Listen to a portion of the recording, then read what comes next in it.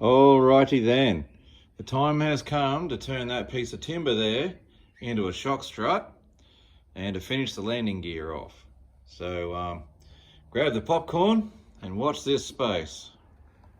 Righto, this is what I've got so far. So I've made the bones of the shock strut. So we've got an attach point down here.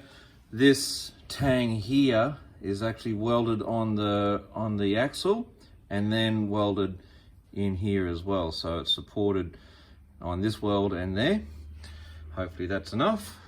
And then at this top point, that's a fairly substantial mounting point, and then that mounts into a carry through that goes all the way across to the other side of the fuselage, and that's a built up section through there, so it's quite solid all the way through here. I didn't want any buckling or twisting or crushing going on there, especially because it's a cockpit, but that's quite solid through there.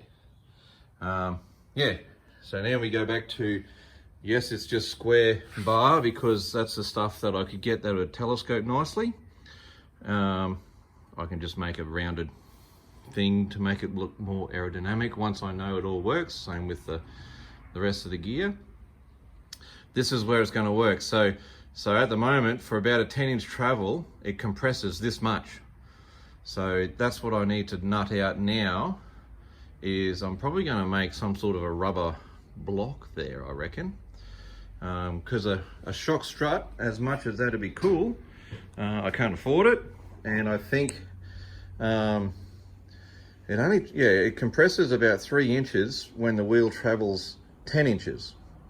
So the geometry is a bit weird because it's mounted on the side of the fuselage here and not in the middle, because I didn't mount it in the middle because I wanted the belly clear, because I want to mount a drop tank or a pod or strap a canoe underneath it or something like that. So it had to be clear, so that's why I mounted on the side. But now I've made myself into this corner. So this is what I'm thinking of doing. These are old engine mounts off a Cessna 182, I think. And it's still, the rubber's still fairly good. There's a bit of compression there still.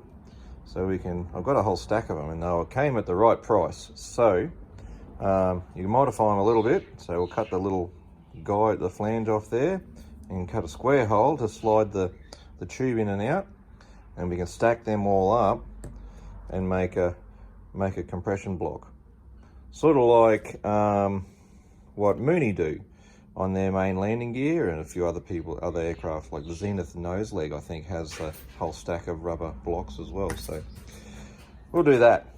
Righto, engine mounts have been modified to work and cleaned up, and a little bit of Teflon paint on there just to help with the rubbing and all of that sort of stuff. And that'll be the stack up like that on the leg. So now we just got to make that fit here. Righto, all of the bits are cut out for the support for the rubber block. So this is my test piece. I've got to weld it all together like that with a nice little hole in it, slide it over the steel tube and weld it in place. So then it'll go, so where it telescopes and the block will sit in like that. Clear as mud, huh? Trust me, it'll work. There, makes sense now?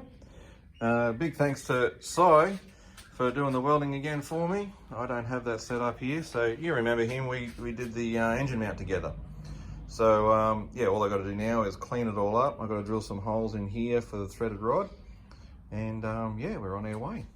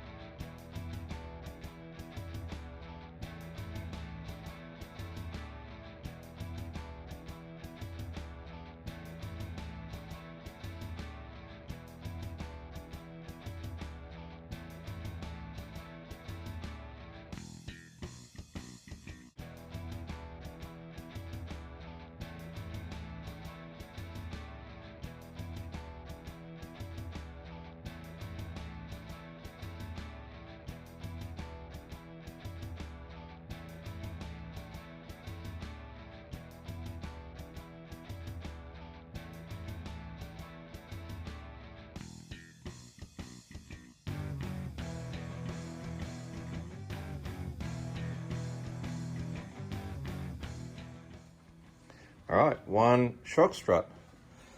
So the theory is the threaded rod here holds the lower part in flight, so it stops it from sliding out, and then it allows it to compress still. That's the theory. Let's go and see if it fits. There it is. Shock struts are installed. Landing gear is finished. She's back on the ground again, so those struts are actually taking all of the aircraft's weight as it is now.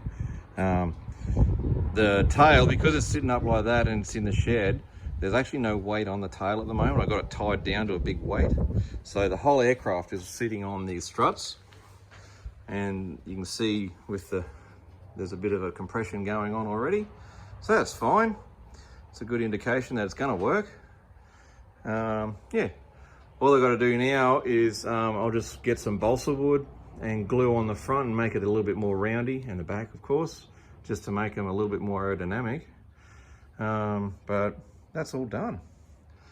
The next little trick I'll do on this is bleed these brakes, and then landing gear is all complete, and we can try doing something else. Not many things left to do now. Cool, huh?